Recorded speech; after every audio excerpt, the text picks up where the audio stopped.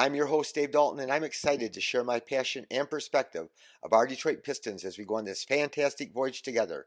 I've been a diehard Piston fan since the days of Dave Bing and Bob Lanier. I've also been the varsity basketball coach of a very successful program in northern Michigan. Thank each and every one of you for listening. Thank you for leaving comments. Please click on the subscribe and like buttons. Our Pistons did it again. We won 3 out of 4. We beat the Toronto Raptors. They were shorthanded, but 113 to 104. And we won again 3 out of 4 back-to-back games. And I mean, we didn't win our fourth game, I think, until like December 30th or something. I can't remember for sure. But Jalen Duren, he was a monster tonight. 24 points, 23 rebounds, and 5 assists. And the only downside was 5 turnovers too. But and he did it in 28 minutes. That's the crazy thing. He did it in 28 minutes. But the Raptors didn't have a lot down low, and he started the game. Man, he had his first 7 minutes. He was 5 for 5. I think they were all dunks. A couple alley oops and like 3 putbacks where the ball came off the rim and he hammered them in. So, and he's just a monster. When one thing about Duren is he is a little bit shorter than a lot of the centers. I mean, he's only like 6'10", and he plays way bigger than that. But he was really terrific tonight. He's been having a lot of great games. But the Raptors were playing without R.J. Barrett, and Scotty Barnes is out for the year, and Pirtle, their center, he was been out for quite a while. So anyway, but we got our 12th win, and it's huge for us, and I think it's encouraging for the guys. But to be honest, we did not play great tonight, and we've had, in the game before this, we didn't necessarily play great. We're playing teams that didn't play well or have a lot of injured players. But earlier in the year, nobody felt sorry for us. There were games that we barely lost that we had like 7 rotational players that weren't playing, and everybody's mad at our team.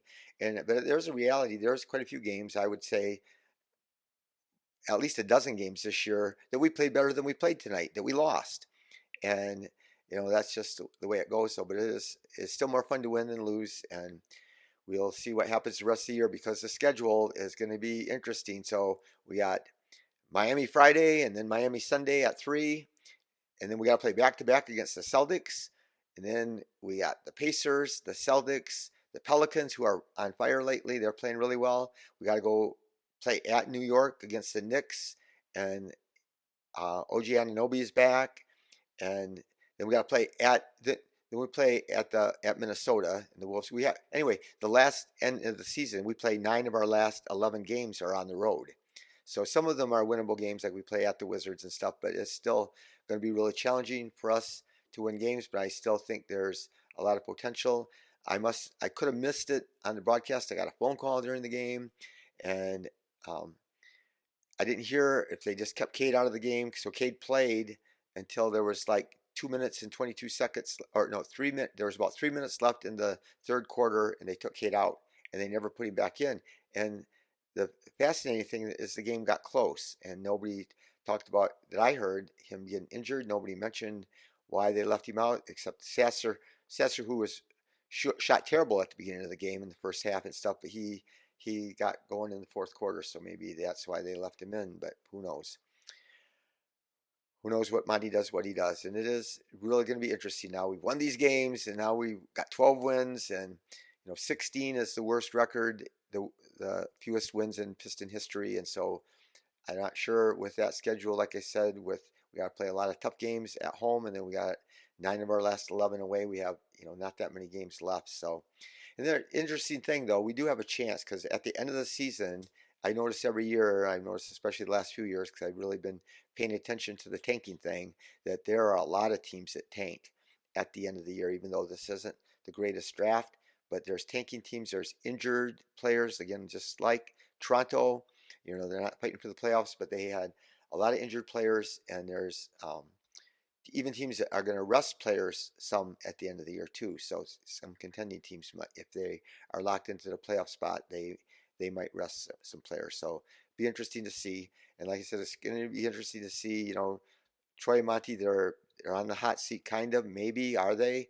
And what is going to happen here if we win so many games, what do we have to do in order if one of them were to get fired or not. I don't think either one of them are going to be fired. That's what I think is going to happen. I think, like I said, if Troy, if we don't do good by like December next year, this upcoming season, not this season, then I think he will get fired, and possibly Monty if we do bad. But I think that they bought themselves some time, and yeah, let's get into the game a little bit more though. The Cade, well, before we do, Cade didn't have a great game tonight, but the last 14 games, Cade's averaged 23 points, 5 rebounds, 8 assists, 2.9 turnovers, which is really good. Shot 47% from the floor, 41% from three, 90% from the free throw line. And so, I know there's still some people there that question him, but I don't. And I don't those stats, and it's 14 games, but still that he's averaging over 22 and shooting good percentages, and his turnovers have gone down. He has a game here and there where he still has higher turnovers, but his average is much lower on his turnovers. So, um, uh, Fontecchio, he played 38 minutes tonight, a lot of minutes. He only was 3 for 11, which he's been really shooting great lately, but not tonight so much. 2 for 7 on threes, 4 for 4 from the line, 4 rebounds, but he played him a lot of minutes again. So Monty really likes him. I do too. And again, like I said last episode, I going to be interesting. I'm real confident we're going to sign him for, again, like 4 years. So we'll see what happens with that. But he didn't have a great game tonight with 12 points, but he was plus 17, so that's still good. Stu had a great game, 33 minutes. He was 5 for 6. So, and 3 for 3 on threes, even better. So that was really great to see him. He's had a good year shooting the three, but not quite as much lately. 2 for 3 from the line. But the weird thing is, we dominated them on the boards, and again, they're missing some of their big guys, but um, Stu only had 2 rebounds, and that's shocking for 33 minutes. But 15 points plus 8. Duren, the man of the night, 28 minutes only, 8 for 9. Again, he's one of the league leaders in field goal percentage, 8 for 10 from the line. They just could not handle him. He had 9 offensive rebounds, 23 rebounds altogether, and 5 assists, which, again, the only thing that dampens that is 5 turnovers, but he was terrific. Here's the thing. We talk about the draft a little bit. The guy that is on number one on a lot of draft boards is Alex Sarr, and he's 7'1". He has a 7'4" wingspan. He's really athletic. He could play the 4, but he is a shot blocker. He is a great defensive player, and which is the one thing that Duren doesn't do.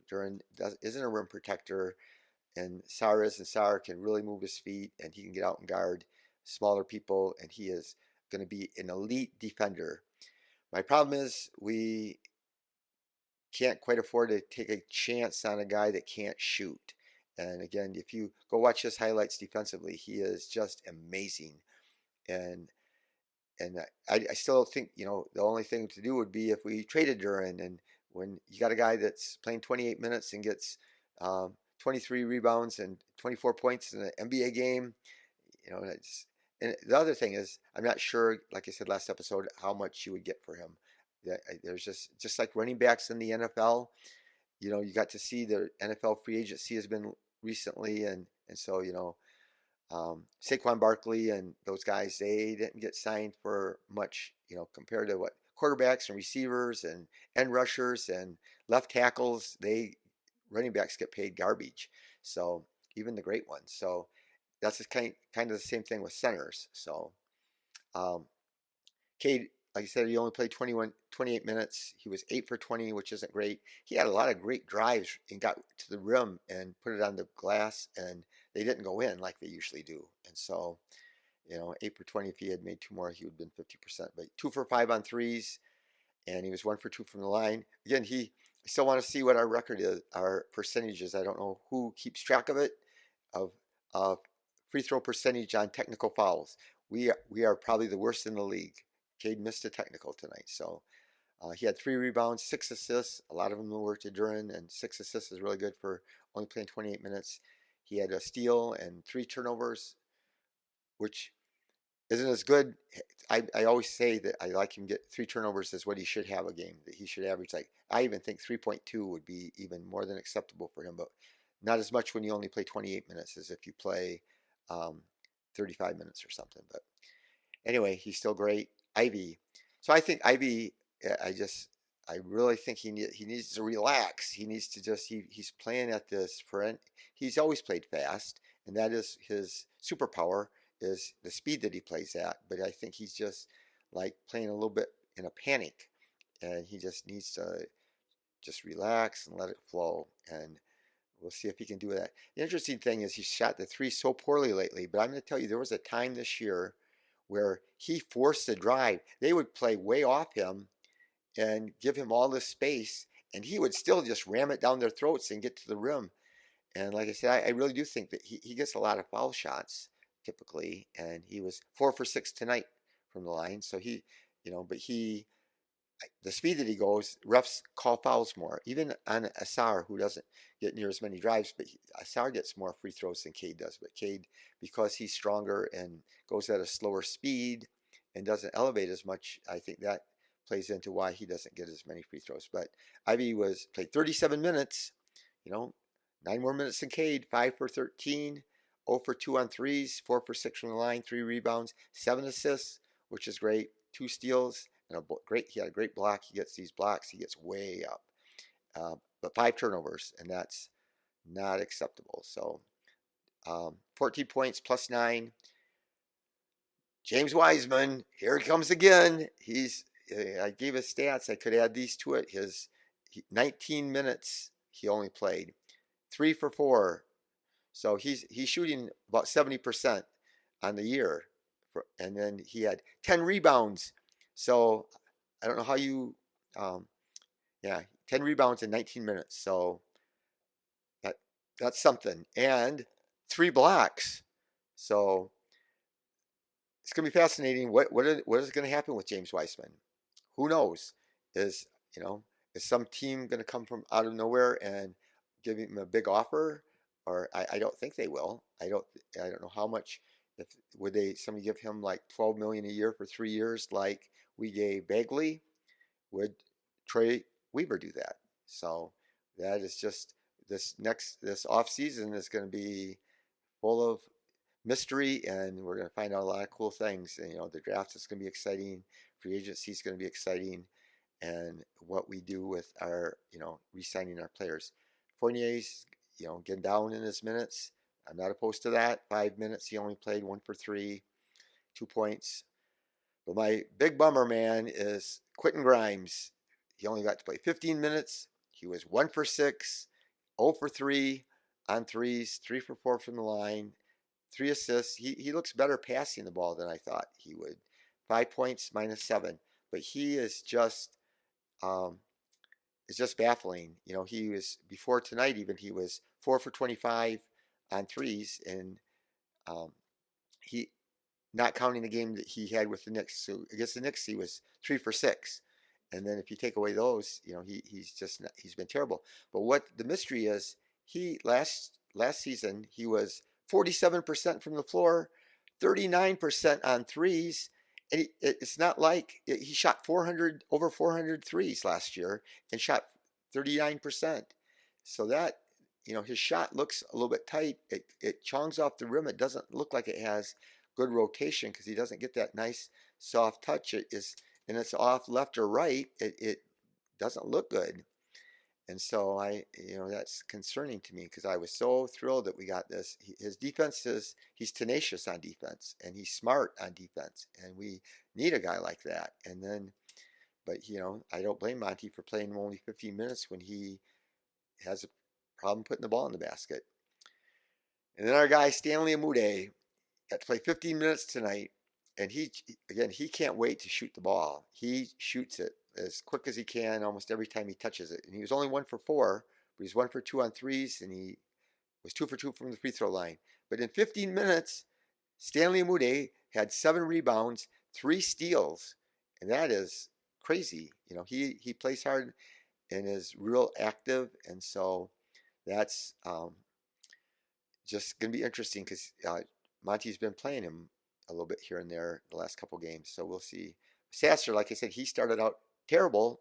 His shot, he was like 1 for 5, and I don't know what he was on threes, but he still didn't finish that great. He was 4 for 12, but he made at least 3 buckets in the fourth quarter, and he was 3 for 7 on threes. So he caught fire a little bit. Was 3 for 4 from the free throw line, and 5 rebounds though, and 3 assists in 22 minutes. So that was good. 11 points, but it is, we still, he needs to play him, and he needs to, not play anybody, these other guys that we got from the Knicks and stuff, that Malachi Flynn and stuff, because he's going to be gone, and we got to find out more and more about Sasser, whatever we can. And so playing 22 minutes, or some nights maybe only play 15 minutes. But anyway, we didn't shoot great. We had a lot of games this year where we lost, where we shot better. We were 43%, 37% on threes, which isn't bad. 24 for 31 on free throws. We are ranked really high in the league, and quite a period of time in the free throw attempts and free throw percentage, free throws made. Our team is knocking them down, and it's good to see that we're getting more attempts. We were always getting trashed so earlier in the year, but we've been pounding the boards, man. We've been dominating. In the last 4 games, we are like plus 70, plus 70 something in the last 4 games, and that is incredible. Plus 74 in the last 4 games. We've out rebounded our opponents. So a lot of that's Duren, and Wiseman have been really dominating on the board. So we got to see our old friend Kelly Olynyk, who I was excited when we acquired him, and I knew that he was talented, that he could shoot the three, and he could pass good for a big guy, and he could play out on the perimeter. So he's kind of the guy that we needed. But they just gave him an extension, which good for him. He's from Canada, so he gets to stay in his home country, and he got a new contract for a couple years extended. So he's a nice player. I always liked him with the Pistons. He seemed like he was always injured. He never got to get rolling. There was COVID in there, but he shot over 10% worse when he played for the Pistons than when he has since we traded him. So maybe part of that's because he's not playing with as good of players. Who knows? But Bruce Brown had a great night, former Piston. I loved his work ethic, but he was a guard. He was like a point guard when he was with the Pistons. Now he kind of plays like a 3, and he's tough though. And he played on the Denver Nuggets when they won the World Championship last year. He was a valuable player for them. But Quigley they got in the Knicks trade. He scored 25 points tonight, so he's a nice player. So they had some good players, but their bench is really depleted because they had guys have to step up and start that were formerly on their bench. So yeah, there's some debate around the NBA that since the All-Star game. So everybody knew that Adam Silver was ticked off because nobody tried to play defense in the All-Star game, and he made it clear that he was ticked off. And everybody's talked about scoring has been way up this year, and people are scoring 60 and 50 and all these things all the time. And the average points per game has gone way up this year. In the last 2 years, it just keeps on going up. And so there's some debate whether they changed the rules, and it's a mystery to me. It doesn't make sense but there are fewer fouls being called. So, but how do the players know? So maybe if the leagues told their referees don't call as many fouls, but do the players know that? It doesn't make sense to me. But scoring is definitely down. I think part of the problem is there are a lot of really good players that are injured right now. There's a rash of injuries throughout the NBA. There always are injuries. There are always players sitting out, but it's more significant than usual. And so I just don't know what's happening with that. There's fewer defensive 3 seconds being called, which would make it so that people can camp out in the paint and protect the basket more. So yeah, it's a mystery, but and there's not a ton of games, but there's a lot of games. When you consider there's all 30 teams are playing games every night for the last couple weeks, that there's might be something to it, but I don't know. Anyway, our former player friend Sadiq Bey, sadly, this is a sad, harsh reality of the NBA. He um, tore his ACL, and he was offered a contract in the fall, and he didn't take it. And now he's a restricted free agent, and so he was questionable. His shooting percentage has been not good this year, and his rebounding's been up a little bit, and he started for the Hawks quite a few games this year. So, but anyway, who's going to offer him? Like I said, restricted free agency. Teams don't usually offer guys, and when a guy that has a torn ACL that you weren't sure of, you know, it's just really disappointing for him that because this is, a time for him to get paid his second contract. So we'll see what happens. But anyway, like I said, we're playing the Heat Friday. I'll come on then the Sunday. My daughter and my granddaughter have their high school basketball banquet, so I probably will not come on and do podcast until Monday to cover the Sunday Heat game. So anyway, I just really appreciate you, and leave comments, and thank you for listening. Don't forget to subscribe if you haven't already done it, and go Pistons.